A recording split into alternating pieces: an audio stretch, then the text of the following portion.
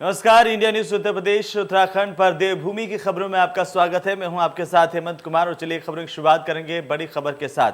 तो बड़ी और अहम जानकारी इस वक्त की आपको बता दें। बड़ी खबर देहरादून से, जहां पर केंद्रीय गृह मंत्री बीजेपी ऑफिस से निकल चुके हैं। स्वस्थ और अस्वस्थ होने के चलते कोर ग्रुप की बैठक रद्द कर दी गई है। खाना खाने के दौरान कोर ग्रुप के सदस्यों से बातचीत की, चुनाव में उत्साह के साथ काम करने की सलाह दी है। बड़ी जानकारी इस वक्त की।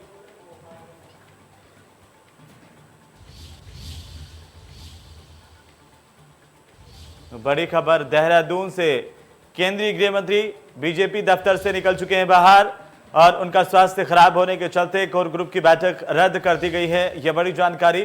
खाना खाने के दौरान कोर ग्रुप के सदस्यों से उन्होंने बात की, चुनाव में उत्साह के साथ काम करने की सलाह दी, लेकिन यह माना जा रहा है कि अमित शाह की तबीयत ठीक नहीं है और इसके चलते कोर ग्रुप की बैठक को रद्द कर दिया गया है। तो यह बड़ी जानकारी है इस वक्त की। बड़ी खबर हम आपको बता दें, देहरादून से बड़ी खबर है। गृह मंत्री अमित शाह उत्तराखंड के दौरे पर और इस वक्त भारतीय जनता पार्टी के दफ्तर से निकल चुके हैं। अमित शाह, बताया जा रहा है कि उनका स्वास्थ्य ठीक नहीं है और उनकी तबीयत खराब होने के चलते कोर ग्रुप की बैठक को रद्द कर दिया गया है। यह बड़ी जानकारी है इस वक्त की।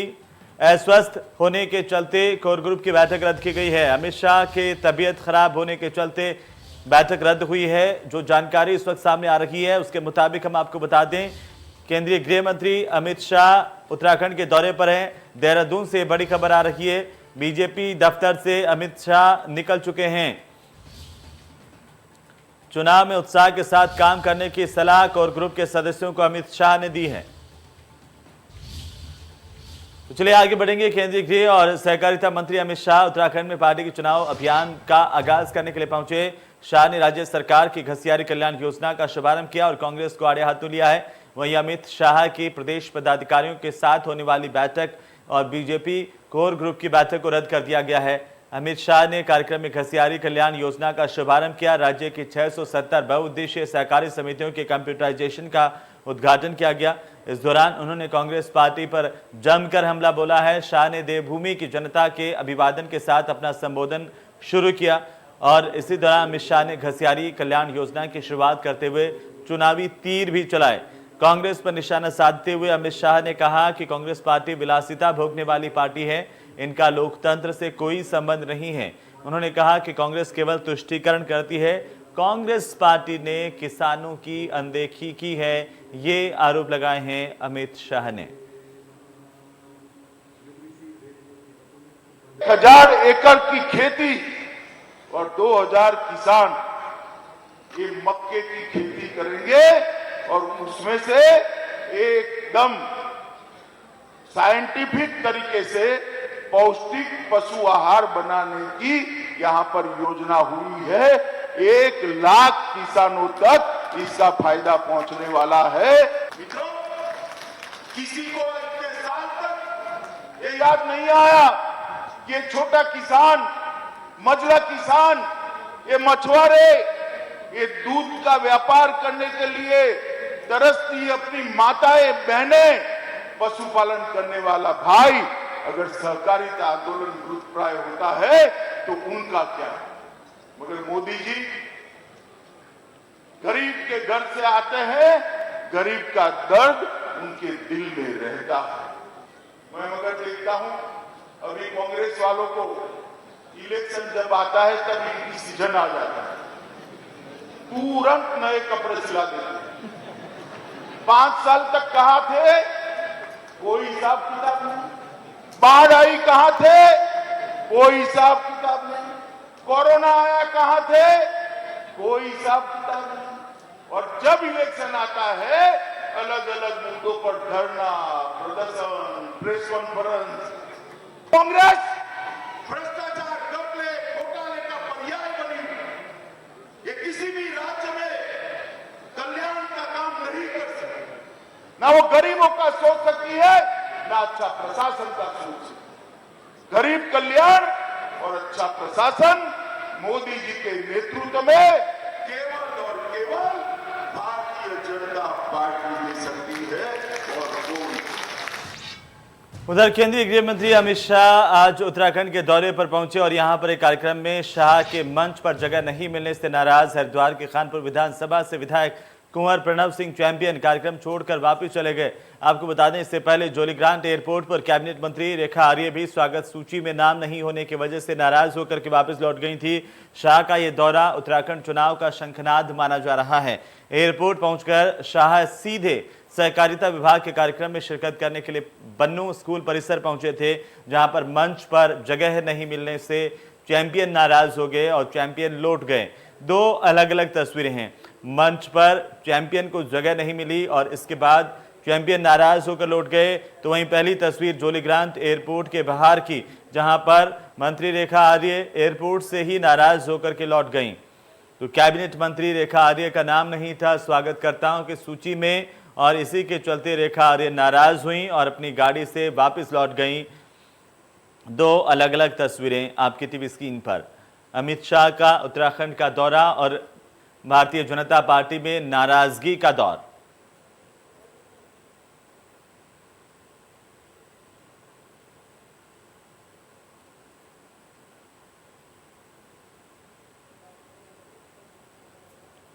चैंपियन ने भी कार्यक्रम से दूरी बना ली और दूसरी तस्वीर कैबिनेट मंत्री रेखा आर्य की है, जब नाराज होकर के कैबिनेट मंत्री अपनी गाड़ी से वापस लौट गईं।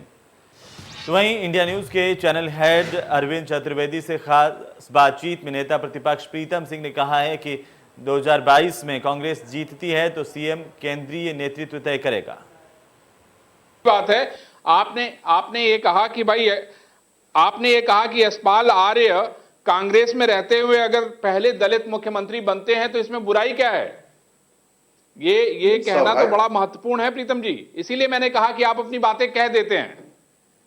स्वाभाविक बात है, कांग्रेस में हर व्यक्ति को मुख्यमंत्री बनने की जो है पूरी तरीके से आजादी है और इस परिप्रेक्ष्य में मैं कहना चाहता हूं कि जब 2022 का चुनाव होगा और चुनाव के बाद सभी विधायकगण और राष्ट्रीय नेतृत्व इस पर मिलकर के फैसला लेगा और जिस व्यक्ति को भी बागडोर सौंपी जाएगी, मैं समझता हूं कि कांग्रेस के सभी साथी उस व्यक्ति के नेतृत्व में प्रदेश के अंदर सरकार चलाने का काम करेंगे।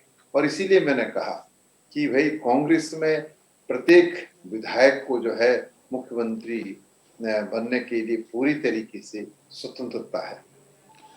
आपने ये बात कही नहीं कि देखिए काजी निजामुद्दीन ने कह दिया कि भाई जब दलित बन सकता है तो फिर मुसलमान क्यों नहीं? मैंने कहा ना कि सभी को जो है, जो अहर्ता रखता है उसको मुख्यमंत्री बनने का अधिकार है, लेकिन इसमें निर्णय जो है वो विधायकगण और राष्ट्रीय नेतृत्व लेगा और जो निर्णय होगा वो सभी को स्वीकार्य होगा। प्रीतम सिंह मुख्यमंत्री बनना चाहते हैं कि नहीं बनना चाहते?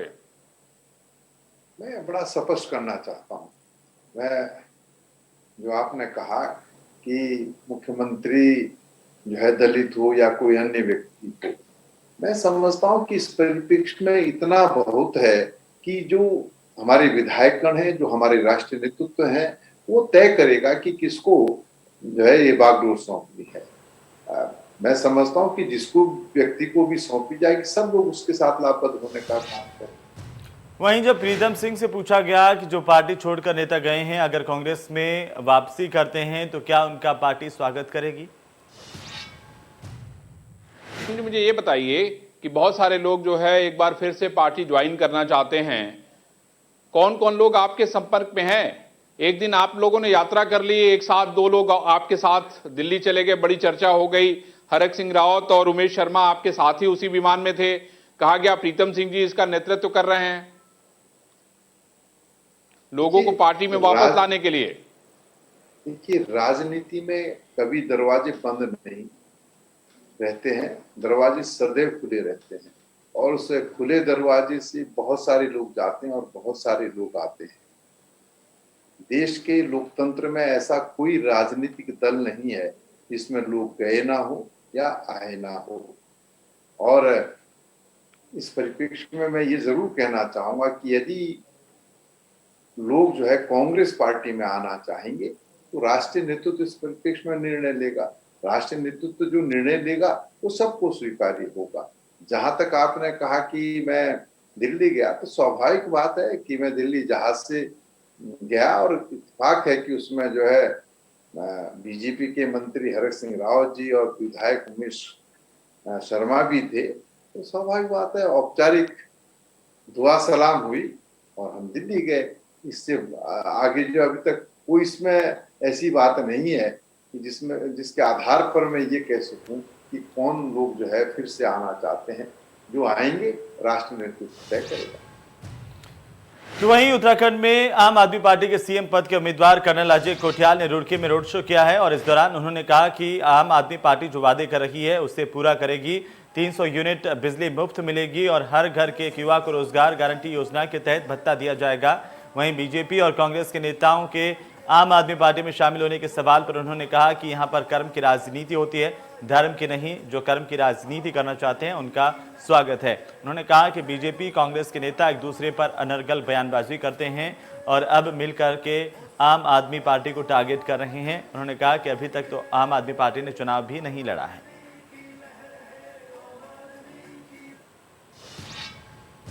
उधर उन्नाव के सांसद साक्षी महाराज हरिद्वार स्थित अपने आश्रम पर पहुंचे, जहां पर उन्होंने अखिल भारतीय अखाड़ा परिषद में हो रही अध्यक्ष पद को लेकर के खींचतान और शाहरुख खान के बेटे आर्यन खान को लेकर के टिप्पणी की है। उन्होंने बताया है कि विवादित संत बुद्धिजीवी हैं और उम्मीद है कि अंत तक दोनों एक हो जाएंगे।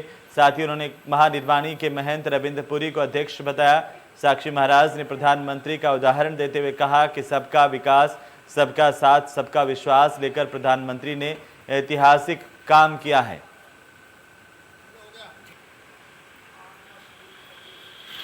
संत बहुत बुद्धिजीवी होते हैं। मुझे लगता है अंततो गत्वा दोनों एक हो जाएंगे। किसी भी अखाड़ा परिषद का चयन चारों अखाड़ों के बिना नहीं हुआ, जिसमें सन्यासी भी हों, उदासीन भी हों, निर्मले भी हों, वैरागी भी हों। तो पहले जो गठन हुआ महानिर्वाणी के सचिव रविंद्र पुरी जो राष्ट्रीय अध्यक्ष बने हैं, विधिमान्य वही है। तो मुझे लगता है कि बहुत जल्दी ही आपस में बैठ करके वार्तालाप करके ये रास्ता ठीक निकला। वहीं उत्तराखंड में आई आपदा में रामनगर के प्रभावित गांवों पर प्रशासन ने मदद और राहत सामग्री पहुंचाई है। आगे की सुरक्षा की तैयारियां शुरू कर दी गई हैं। रामनगर प्रशासन ने बताया कि आपदा प्रभावित 3 गांव में सर्वाधिक खतरे वाले गांव पूछड़ी में सबसे कम नुकसान हुआ है। पूछड़ी गांव रामनगर के बाद कोसी नदी के किनारे पर बसा हुआ है और 1 महीने पहले ही पूछड़ी ग्राम प्रधान ने रामनगर विकास खंड की ओर से सरकार की मनरेगा योजना के तहत गांव की रक्षा के लिए सुरक्षा ब्लॉक बनवाए, जो कि आधे गांव को बचाने में कामयाब रहे हैं। हो गया और सुंदर खाल है। कुछ पूछड़ी का क्षेत्र भी आपदा से प्रभावित रहा है और जो इंटेंसिटी है वो ज़्यादा चूकम और सुंदर खाल ग्रामों में ज़्यादा रही। यहाँ पर आपदा आने के पश्चात लगातार प्रशासन आपदा राहत की सुविधाएं लोगों तक पहुँचा रहा है। महीने पहले बनाई गई है और इससे बहुत फ़ायदा हुआ है। हमारे पूरे गांव को बहुत सेफ्टी मिली है आपदा की वजह से, पानी के आने की वजह से। और हम चाहते हैं आगे भी हमें और उसकी परमिशन मिले बनाने की। बने तो खैर ब्लॉक चुकम में भी थे, लेकिन यहाँ पुछड़ी ग्राम में जो ब्लॉक बने उन्होंने काफ़ी राहत दी इस बार के आपदा में रोकने के लिए। नहीं तो अगर वो ब्लॉक्स नहीं बने होते मनरेगा के तहत तो काफ़ी नुकसान होता। चलिए आगे बढ़ेंगे। केदारनाथ आने वाले भक्त अक्सर बाबा केदार की ही पूजा अर्चना करते हैं, लेकिन अधिकांश भक्तों को ये पता नहीं है कि केदार बाबा की पूजा अर्चना से पहले केदारनाथ के क्षेत्र रक्षक भैरवनाथ की पूजा का भी विधान है। केदारनाथ धाम से आधा किलोमीटर दूर स्थित भैरव बाबा के कपाट जब तक नहीं खुलते हैं तब तक केदार बाबा की आरती नहीं होती है और ना ही भोग लगता है। जब केदारनाथ धाम के कपाट बंद होते हैं और केदारनाथ में कोई नहीं रहता तो भैरवनाथ ही संपूर्ण केदार नगरी की रक्षा करते हैं, ऐसा माना जाता है। भैरवनाथ भगवान के कपाट सिर्फ मंगलवार या फिर शनिवार को ही खोले जाते हैं। केदारनाथ के मुख्य पुजारी की ओर से ही भैरवनाथ की पूजा अर्चना की जाती है। में जल प्रलय हुआ था। जल प्रलय में जब भैरवनाथ जी को कोई नुकसान नहीं हुआ है, केदारनाथ का मंदिर का भी कोई नुकसान नहीं हुआ। उस समय साक्षात में ही था। उस समय जब सेवा में, भगवान केदारनाथ जी का जो पूजा का सेवा था मैं ही था। मैं हम लोग दक्षिण भारत का है, वीरशैव लिंगायत जो जंगम लोग होता है, हम लोग दक्षिण भारत कर्नाटक से। मेरा नाम है वागेशलिंग प्रधान पुजारी है। 2013 में जब आपदा आए थे उस समय मैं ही सेवा में था, इस समय भी मैं सेवा में था। जब केदारनाथ का जब जल प्रलय हुआ था उस समय भैरवनाथ जी ऐसे जिस समय जो विराजमान है उसी समय ऐसे विराजमान था। तो वहीं उत्तराखंड सीएम पुष्कर सिंह धामी के 2 दिन पहले खटीमा विधानसभा में किए गए औचक दौरे के बाद विकास कार्यों को लेकर विभिन्न विभागों के अधिकारियों को त्वरित रूप से काम करने के निर्देश दिए गए थे। साथ ही 15 दिसंबर तक सभी सड़कों को गड्ढा मुक्त करने के भी विभाग के अधिकारियों को सख्त निर्देश दिए गए थे। सीएम के निर्देशों के बाद अपर लोक निर्माण विभाग के अधिकारी सीएम के आदेशों के पालन को लेकर एक्शन में आते दिख रहे हैं। उधम सिंह नगर जिले के अधीक्षण अभियंता लोक निर्माण विभाग के महिपाल सिंह रावत ने खटीमा क्षेत्र में चल रहे विभिन्न सड़क निर्माण कार्यों का निरीक्षण किया। इस दौरान खटीमा डिवीजन में चल रहे सड़क निर्माण गड्ढा मुक्त सड़क अभियान के बारे में उन्होंने मीडिया को जानकारी दी है।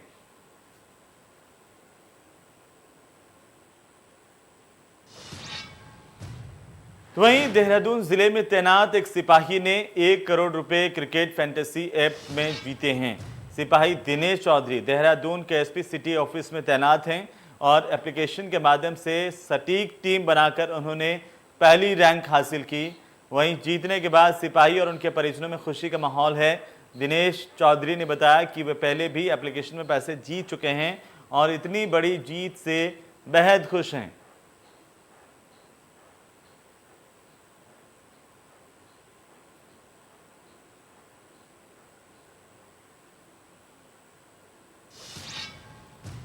उधर काठगोदाम थाना इलाके में युवती की हत्या से सनसनी फैल गई।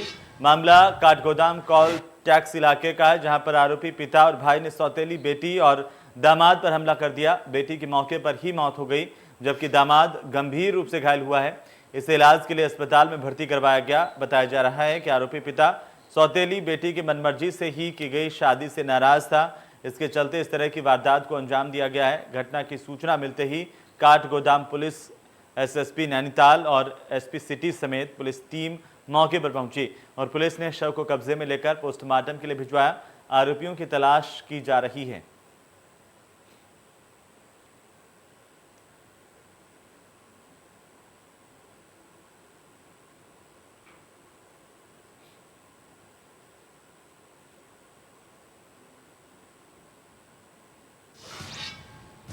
वहीं पिथौरागढ़ जिले के सीमांत क्षेत्र गुंजी में पहली बार शिवोत्सव का विधिवत शुभारंभ शुक्रवार को किया गया। समुद्र तल से 12,000 फीट की ऊंचाई पर तहसील धारचूला के व्यास घाटी के व्यास ऋषि मंदिर के प्रांगण में पूजा अर्चना कर मुख्य अतिथि धारचूला के विधायक हरीश धामी की ओर से शुभारंभ किया गया।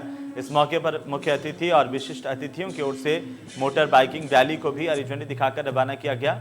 चंद्रमोहन पांडे के नेतृत्व में 11 सदस्यीय बाइकर्स की ओर से 26 किलोमीटर नाभि ढांग की यात्रा पूरी कर बेटी बचाओ बेटी पढ़ाओ और पर्यावरण संरक्षण का संदेश दिया गया।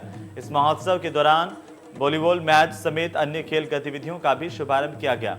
पिथौरागढ़ की तस्वीरें आपकी टीवी स्क्रीन पर हैं। इस कार्यक्रम का विधिवत तौर पर शुभारंभ किया गया है। सबसे पहले तो जिन्होंने इसको शुभारंभ की सोच रखी उसके लिए मैं जिलाधिकारी पिथौरागढ़ को बहुत बहुत धन्यवाद देता हूं। और यह एक शुरुआत है।